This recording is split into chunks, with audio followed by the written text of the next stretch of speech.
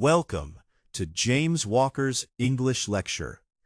Today we will learn how to pronounce unity. Listen carefully. Unity. Again, unity. Here are 5 examples. The team showed great unity during the project.